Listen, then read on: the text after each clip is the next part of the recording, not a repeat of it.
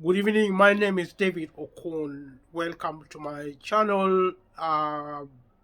Thank you for subscribing to my channel. Thank you for supporting this program. We are 6 months into this program. Our channel began in 2012, but we became operational 6 months ago. Since then, we have been talking about the cost of living. Um, if you haven't subscribed, please subscribe to the channel to support it, share with family and friends, and leave a comment below. Let me know what your thoughts. We have been on a fairly long journey so far. Um, we have been looking at the cost of living crisis, which is a global problem, and I've been talking to everyone involved in this program. Been trying to explain the logic of this program. Uh, that if you have a problem, the best thing for you is to solve that problem. In the UK, where I live, in Europe, in America, in the developed world, in the developing countries, wherever you live, we have a system of wealth, a system of government, a system of administration. You name it, call it what you like. But what this system do is a global system. What it does, it uses economic power to run countries, and the what policy the government sets affect citizenship, um, the livelihood, security, the politics, and all the other situation involving the state and the people living in the state. And so the capitalism is the only economic system the government is using now to run the world. I spoke here about globalization. I spoke about, we are now talking about Brexit. Brexit was when Britain left Europe, the European Union, and Britain left the European Union in 2019, 2019 actually, I think. Yeah, 2020, sorry. But the process of leaving Europe began in 2016 with a referendum in the UK. I'm sorry, I'm touching my nose because I'm suffering from a bad flu and I have an itchy nose. I sneeze a lot. So I will just try to do my best to stay orderly as I can. Um, I'm just trying to avoid sneezing on the camera, and because we're in summer, and summer there's something called hay fever. In this country, it's called hay fever. It's caused by pollen. I don't know what pollen is, but it's some kind of it's part of the flowering plantation. In season during during the summer we get the floration of plants, and this produces something called pollen grains. We call it pollen grains. It's part of the plant flowering system. Is when it is blown by the wind, it scatters. It scatters all over. But people develop allergies from pollen, but also there are dust on the street, dust around the house. You don't see the dust, but the toxic. That's why I'm actually having a flu, because of the effect of the climate, I think, and also the environmental factor in the house, outside the house. Coming back to the topic, hope I will survive this session. Um, we're looking at the European Union because European Union already looked at. If you watch the other videos, you'll find that I've already spoken about the European Union, and I explain why the European Union is part of the global economic and political system. When I talk about economy, when you talk about economy, wherever you are, it's good to remember that economics actually mean politics. Politics is there to run a government. Politicians conduct politics to run governments. Without politicians, there would be no politics. Without the government, there would be no politics. And without government, there would not be a state. Without the state, there would be no rule. And if there is no rule and administration, including policies and politics, which are actually instruments of rule, we talk about something known as the rule of law, which involve democracy, legal system, parliament, elections, and things like that. So there's a concept known as the rule of law. So whenever you hear somebody talk about the law, know that we are talking about rule. And the idea of the state is about rule. If there was no rule, there wouldn't be any state. Now, in order for the government to rule, it needs power. Under the economic system of capitalism, to have power, you have to have wealth. So because the language of power and rule has been featured within the economic system, economic processing, we now have a system, economic system known as capitalism, whose primary purpose is to create wealth.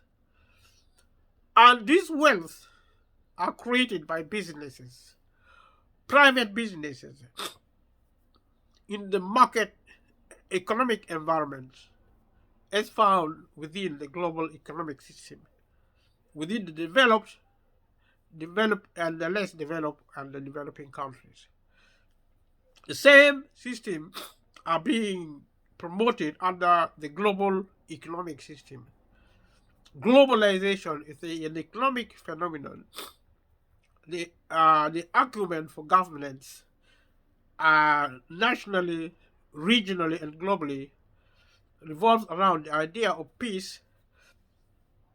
And if there are systems of rule to control the people of the state, then it actually produces an environment of compliance. When the people comply with the law, then there is presumably peace. But I have said elsewhere that in addition to law, for a country to be peaceful, there should be culture which is functioning peacefully. And when I say the cultural system of economy, in my view, means people learn through education to learn to think and behave peacefully. So they learn to peace. In so learning peace, they live peacefully. Without that, the law becomes a blunt instrument of force and violence, which is what we now see, which is now what we have. The economy providing power, the law providing the instrument of rule and control. People cannot consent in a situation where the government is ruling over them. where the people do not understand the meaning of peace and also the processes of peace. In my opinion, peace, the ultimate peace, as we build society, the ultimate peace is achieved when people learn how to be peaceful. You don't fight, you don't argue, you don't kill, you don't steal people's things. You respect yourself, you respect other people's property. You don't neglect your life, you don't neglect your bodies, you don't, you know, waste your property, your wealth. You don't interfere with other people's life. You know how to communicate.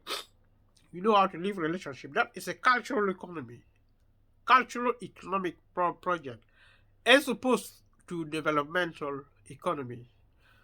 Developmental economy is what we have: technology, science, engineering, market, money, wealth, trading, and all this as we understand it now. And the law.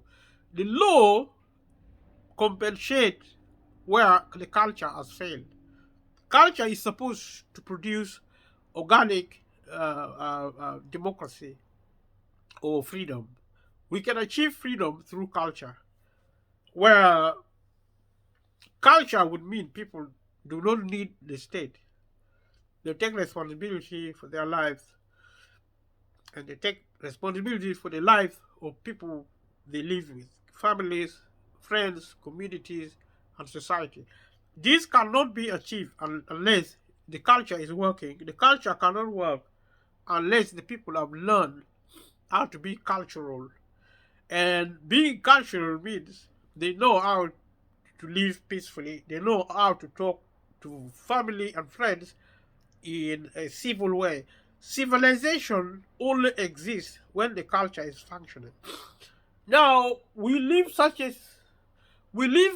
outside a jungle-like environment because of the law.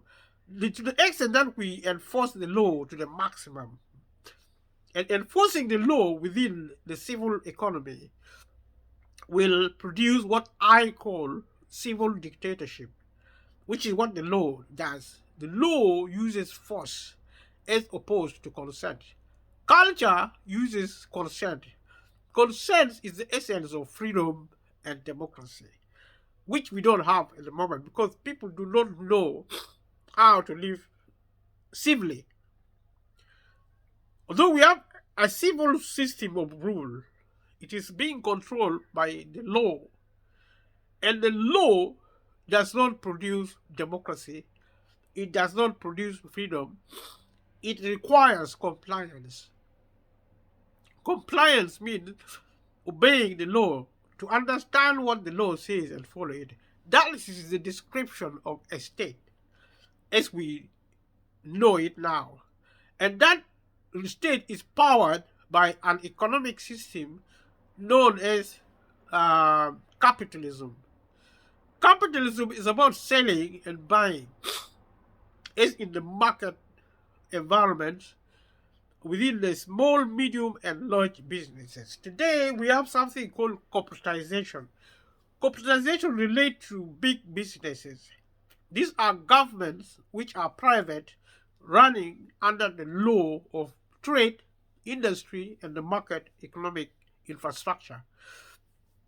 That underlies capitalism. That is also how to explain, to understand how power operates. The purpose of power, as I said before, is to rule.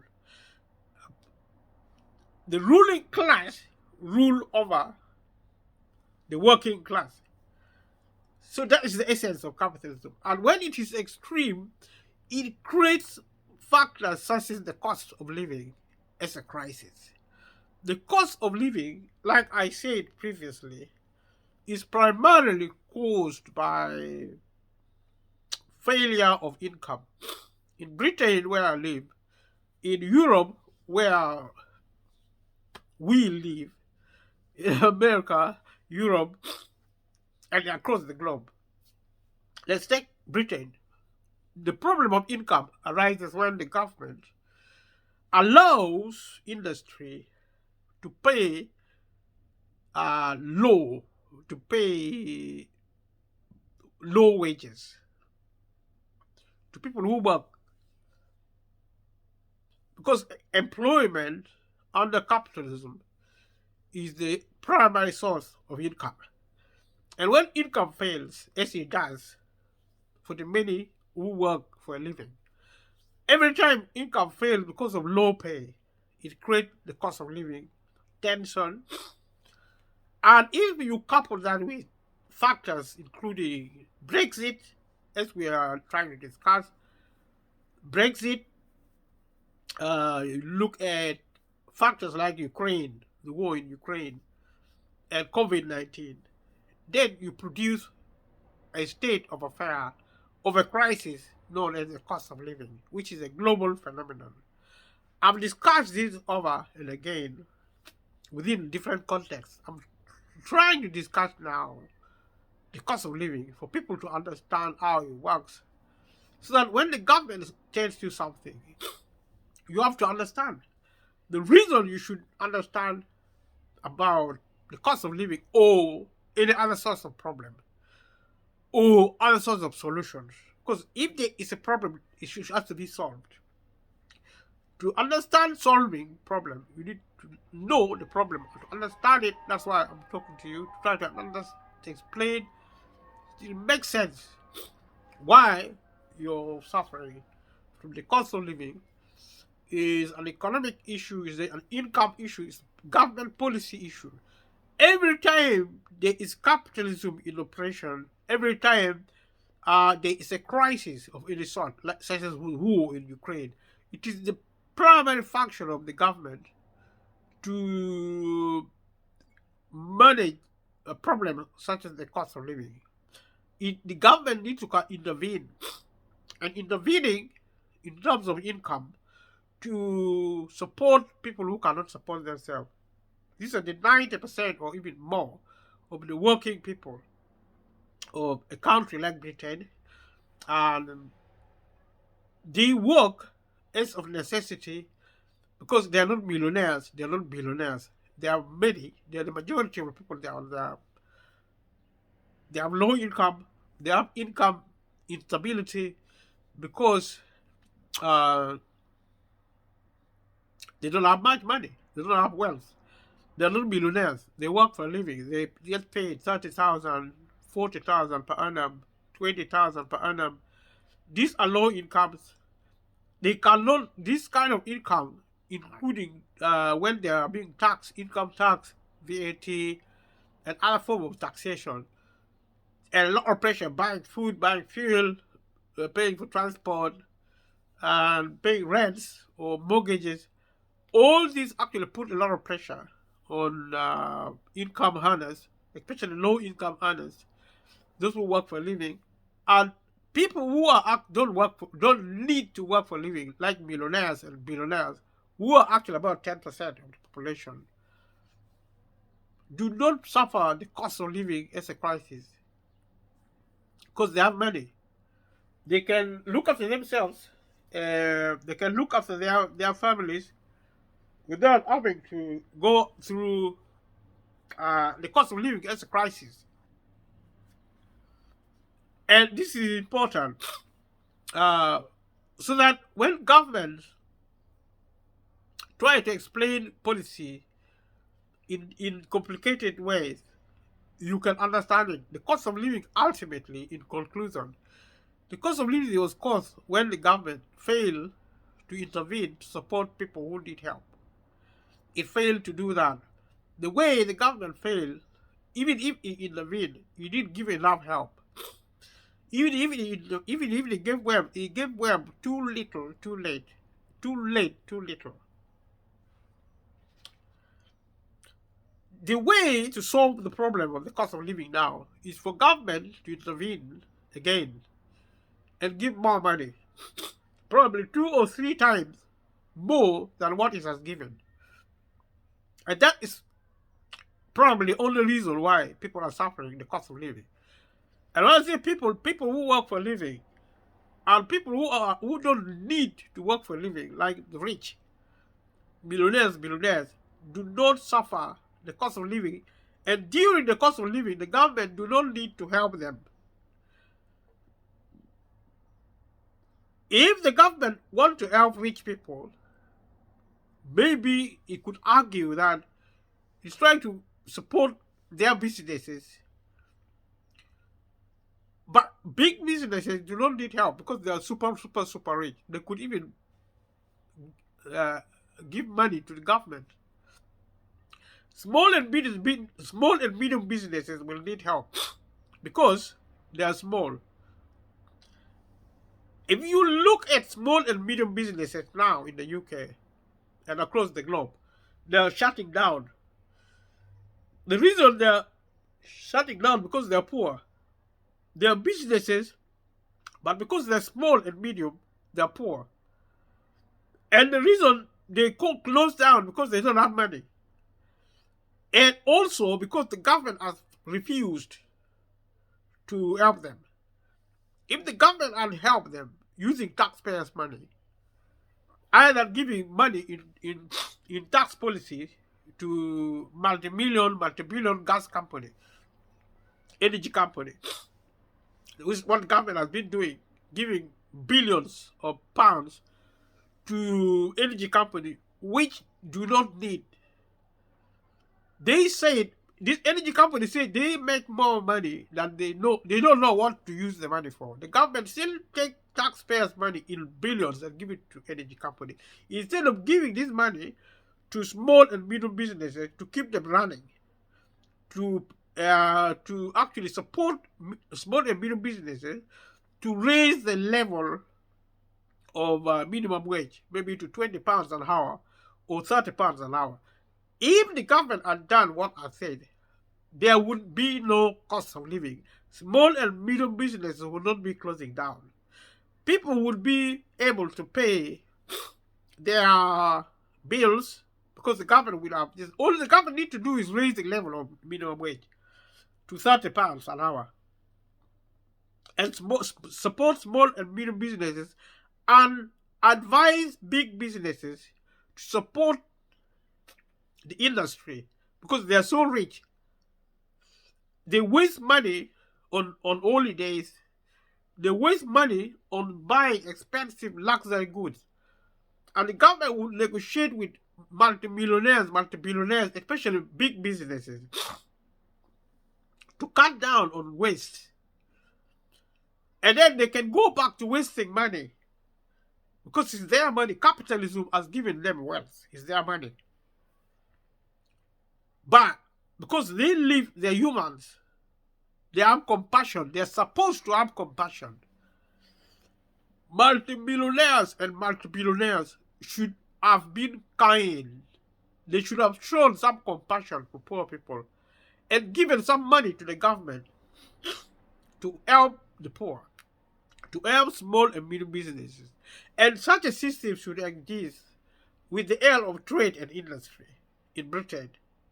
And across the globe, a similar system should be shared to advise multi-billionaires, multi-billions businesses. In other words, big wealthy businesses in a period of crisis should be able to help the government so that the government can help small and medium businesses.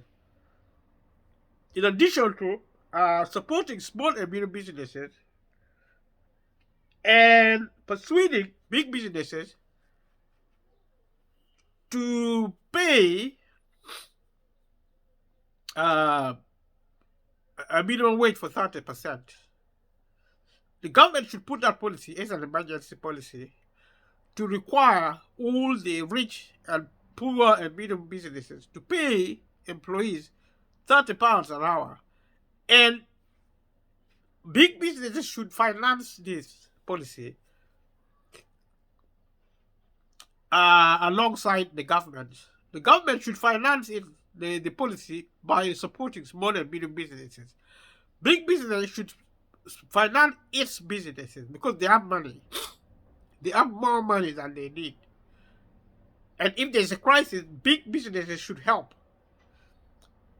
so that they can accommodate a policy of minimum wage amounting to 30% to help British people, a similar policy to help in Europe, to help in America, in Africa, Middle East. Governments, especially even in Africa, the rich countries should be financing African government to help during the period of crisis. It is wrong for the world governments, especially when we talk about the global economy, because globalization means we are becoming one world. We are creating a global village, and means Africa and Europe will be inclusive in in a continent, in a world, in one world. Although we haven't achieved it, we are now working. That's why I'm talking about Europe. I'm talking about Brexit. I've been arguing in the process that it is really irrelevant that Britain left Europe because all the global economies are coming together. It is irrelevant because, whether Britain is in Europe or out of it, it will have to work with Europe anyway. Even African countries, even American, China, the rest of the world need to work with Europe to create a global economic system. In East Africa, we have East African community, we have West African, all the sub-regions are being federated. It's known as federal. It is federal economic system. It's global phenomenon. It is actually what we are doing is we are in the latter stages of globalization. So world government should congregate to support Africa, and they should not give money to wealthy Africans who are actually running big businesses in Africa. They should do what they would have done in Britain, in Europe, and across the developed world by rich people alongside the government intervening in the economy to protect it. The reason I'm trying to explain this and also linking this explanation with Brexit is that Brexit created a crisis. Under capitalism, when a crisis occurs, it produces the cost of living. That's a crisis. So my argument is that Brexit created cost of living. And I'm trying to explain that the solution should have been where the government would intervene to support the economy, and how to support the economy would involve increasing the minimum wage.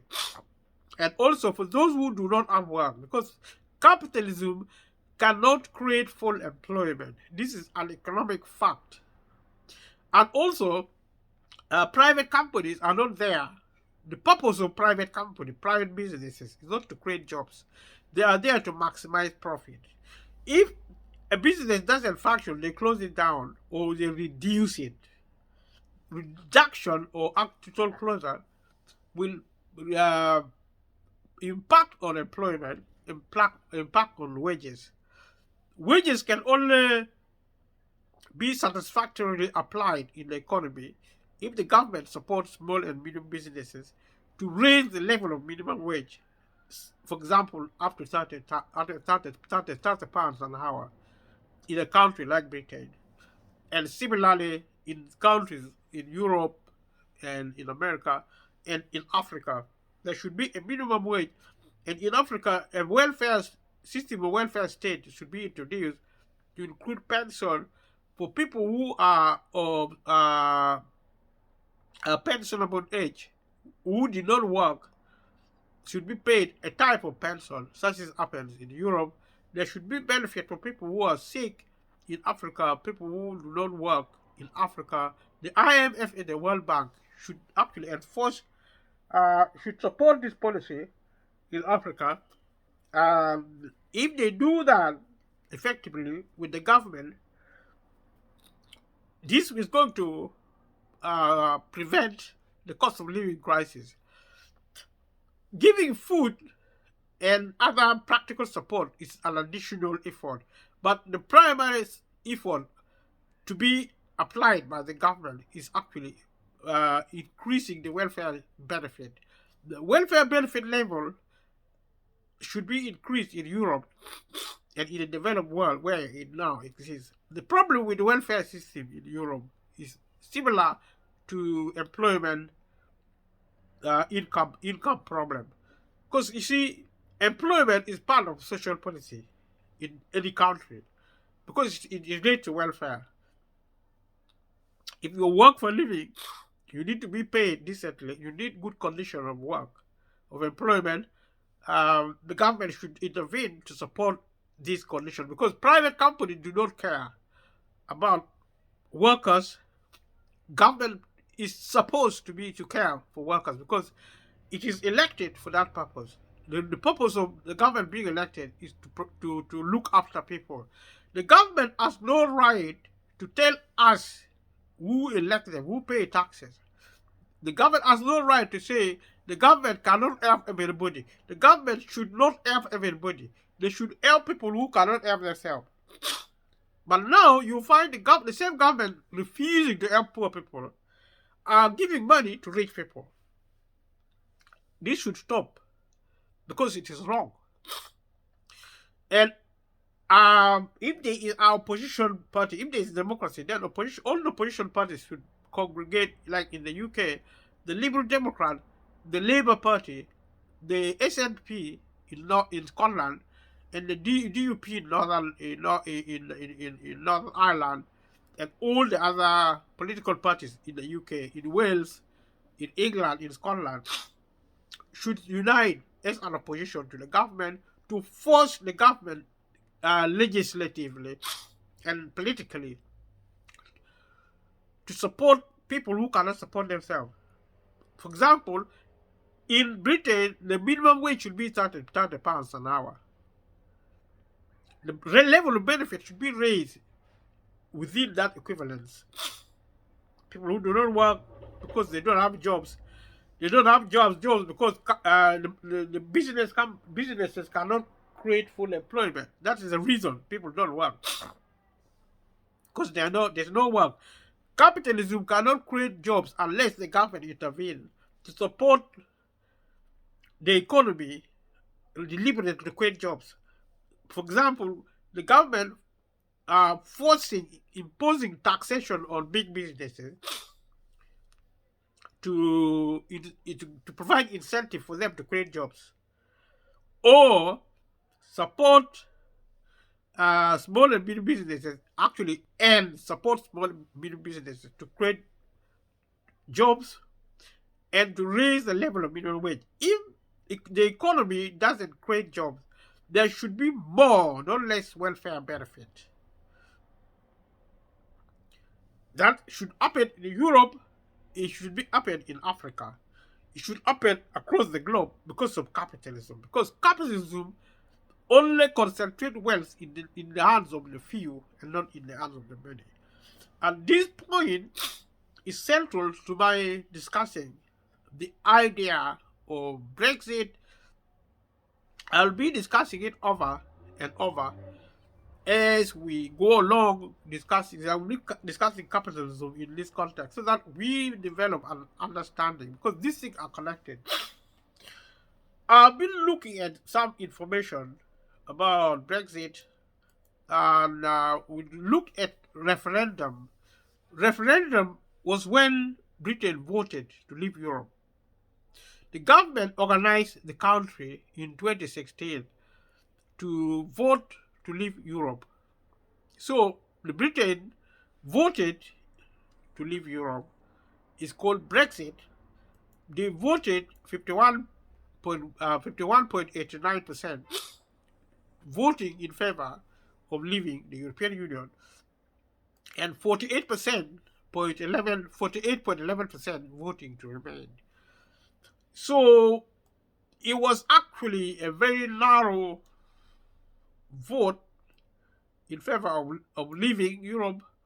And after this result, British Prime Minister David Cameron resigned on the 13th of July 2016, and Prime Minister Theresa May replaced David Cameron, and she became the British Prime Minister after a leadership contest. Leadership contest means election was done to elect the new conservative leader, which was a lady. It was a lady called Theresa May, and there were petitions to calling for a second referendum, which attracted more than 4 million signatures, but was rejected by the government on the 9th of July. So the British people were confused about Brexit. They voted to leave Europe, but they did not know what they were voting for. So they were petitioning, mean they were actually appealing to the government through a signature. They signed a petition to say uh, there should be a second vote, there should be a second referendum, because people thought because of there was a narrow victory for the Leave, and those who wanted to remain in Europe thought if there was a second referendum and there was a clear explanation about the merits and demerits of of merit and demerit of leaving Europe, the people who wanted to remain in Europe thought if there was a second referendum, then probably the result would be different, and the people might have voted to remain. Um, so leave a comment below what you think about Brexit, which I explained to you Brexit meaning in 2016, Britain voting to leave Europe in a referendum. Leave a comment below what your thoughts are. And if you haven't subscribed to this channel, subscribe, support this channel. We are making progress. Share with family and friends, and leave a comment, and click the notification bell for new videos. And so now, as we speak, Britain has left Europe, and I've been explaining to you the consequences, economic consequences, because Britain and Europe is a major. It used to be a major trading partner with the Europe. Europe was the biggest trading partner of the UK, and the UK economy primarily depend on trade. So now Britain has to struggle to try to make trading arrangements with countries like America, China, Russia, even, and that's why the trade in Ukraine, the war in Ukraine, is creating a lot of problems in Britain, and as will be discussing these issues, and we look at there are if you actually get information within the resources online and things like that, you can look at the details of Brexit.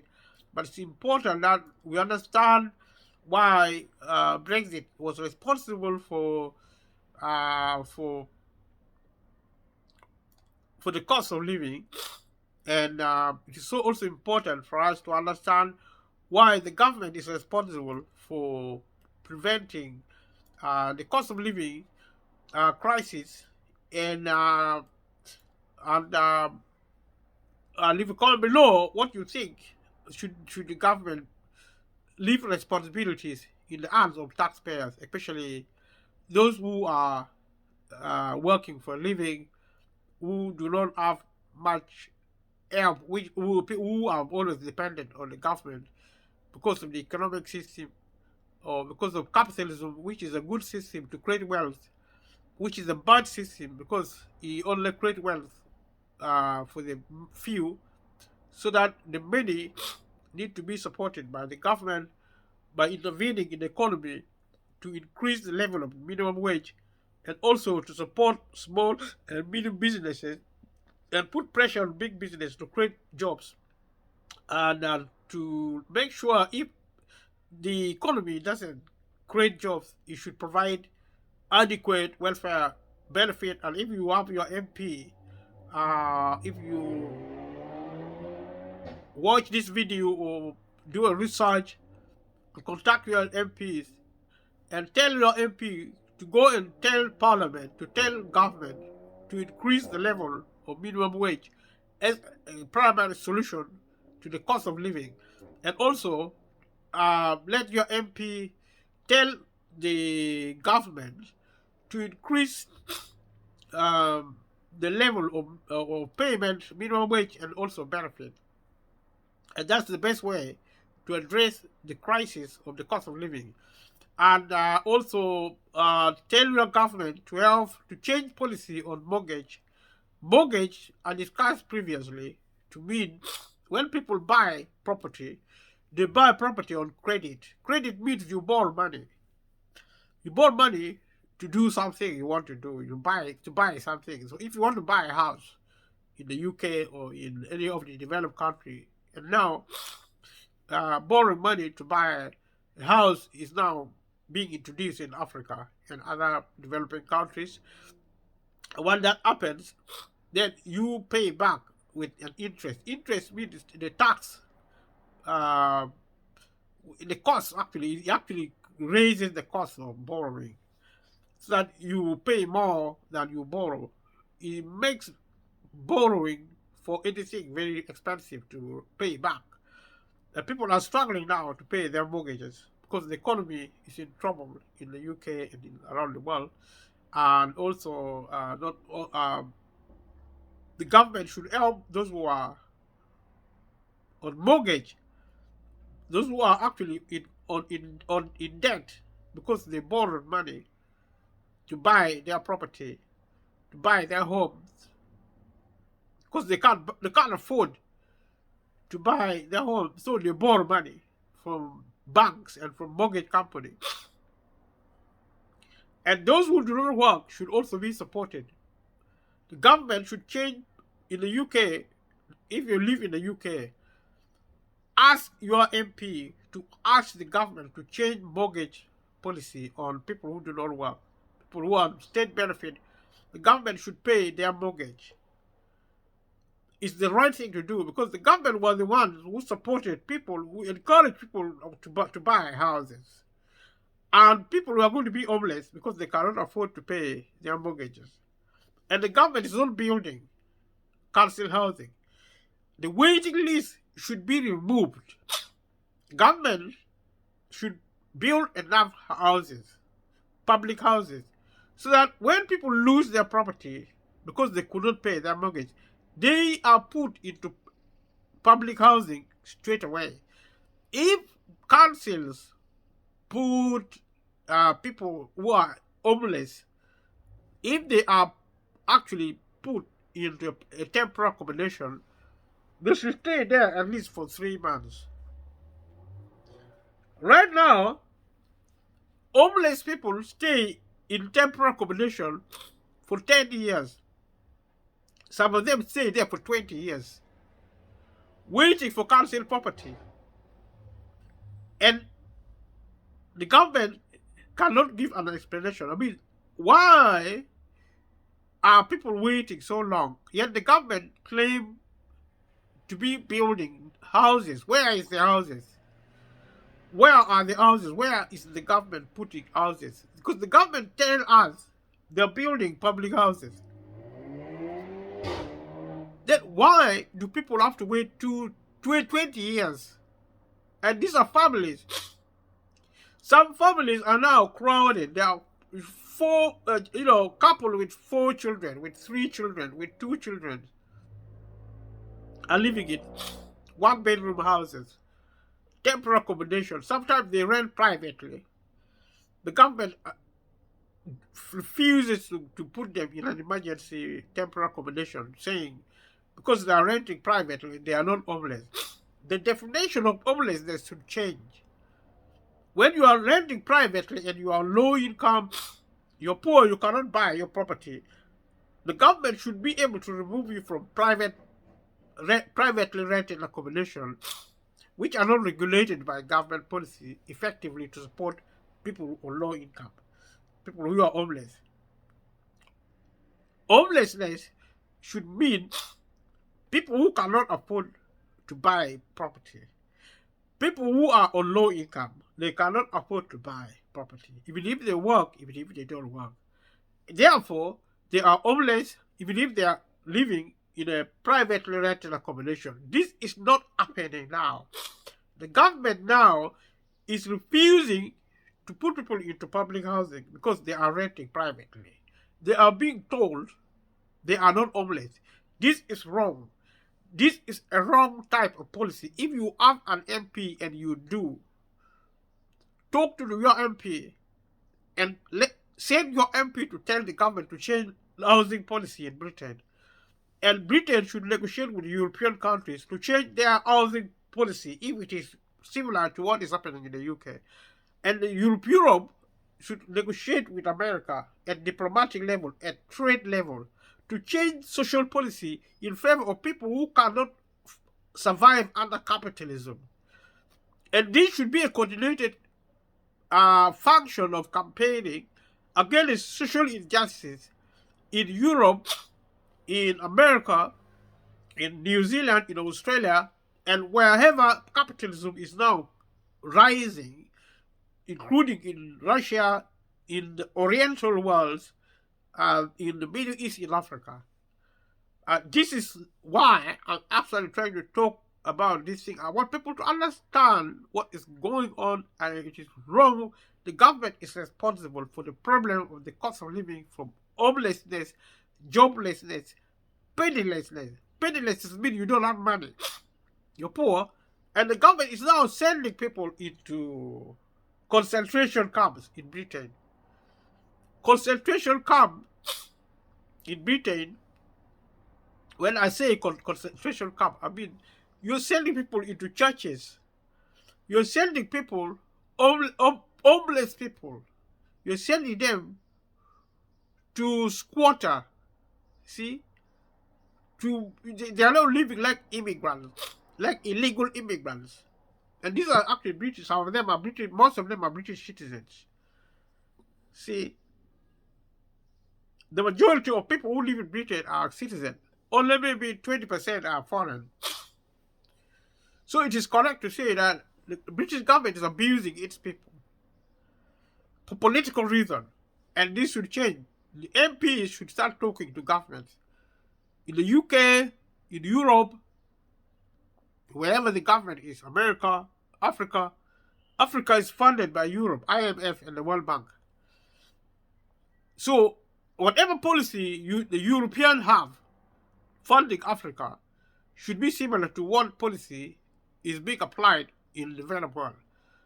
There should be welfare benefit in Africa, including welfare benefit to pay those who do not work, to pay those who did not work, who are now pensionable.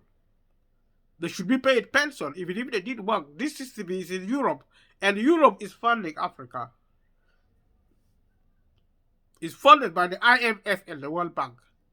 And the IMF and the World Bank should support African governments to introduce a system of welfare state similar to what is found in Europe. We are not supposed to be going backward into the age of Stone Age. We need to be up to date with our civilization. Thank you for watching this video. Next time we are going to continue with Brexit, but my primary purpose of talking about Brexit is to demonstrate that Brexit is responsible for causing the cost of living. Leave a comment below, subscribe to this channel, and continue supporting this channel. I'll see you in the next video. Thank you. Bye-bye.